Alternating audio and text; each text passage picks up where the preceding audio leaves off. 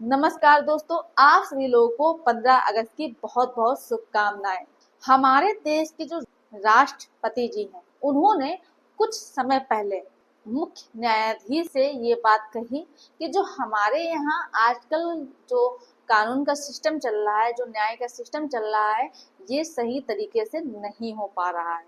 और आपको जो न्याय व्यवस्था है उसमें कुछ सुधार करने चाहिए। तो आज हम इस विषय में विस्तारपूर्वक आप लोग बताने वाले हैं कि आखिर क्या व्यवस्था में सुधार करनी चाहिए। तो इस वीडियो के माध्यम से विस्तारपूर्वक आप लोगों से हम चर्चा करने वाले हैं। तो आप लोगों को करना क्या है कि वीडियो पूरा अंत तक देखना है, बिल्कुल भी स्किप नहीं करना है, तभी आप लोगों को अच्छे से जानकारी समझ में आएगी। दूसरा काम को ये करना है कि अगर आप नए हैं, वीडियो को पहली बार देख रहे हैं, ये तो आपका ही चैनल है, आप इसे सब्सक्राइब जरूर कर दें, साथ में बेल आइकन जरूर दबा दें, जिससे कि हम जो भी नए अपडेट डालें उसका नोटिफिकेशन आपके पास आता रहे और आप जानकारी प्राप्त करते रहें। नमस्कार दोस्तों, मैं एडवोकेट दिव्या, आपका आपके इस यूट्यूब चैनल में स्वागत है।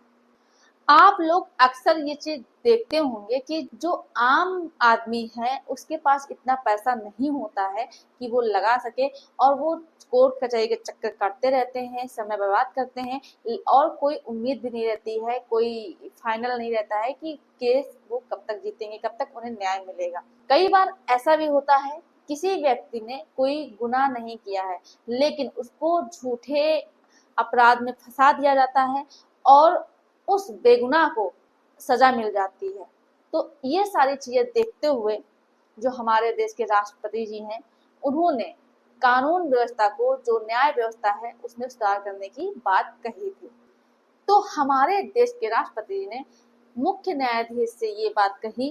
कि न्याय व्यवस्था में कुछ सुधार लाया जाए, जिससे कि आम व्यक्ति जो है, आम आदमी है, उन्हें भी न्याय मिल सके और बेगुनाहों को सजा ना मिले। ऐसे में लोग ये बोलते हैं कि हमारे देश में जजमेंट तो हो रहा है लेकिन कोई न्याय नहीं मिल पा रहा है। और राष्ट्रपति के बयान पर जो हमारे देश के मुख्य न्यायाधीश सीजेआई चंद्रचूड़ जी है, वो एक्शन में आ गए।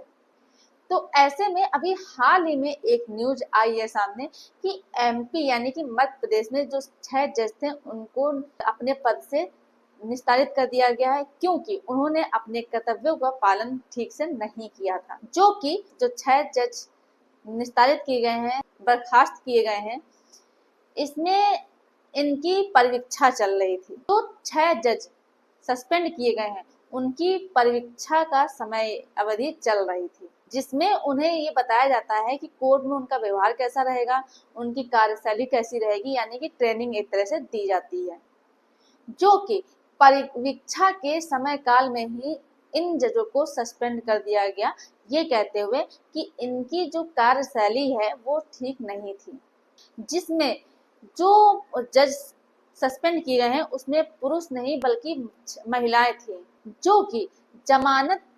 के एक मैटर में इन्हें बर्खास्त किया गया है। इस तरह से जो राष्ट्रपति जी ने बयान दिया है उसका असर अब न्याय व्यवस्था में देखने को मिल रहा है, जो कि न्याय में सुधार लाने की व्यवस्था के बारे में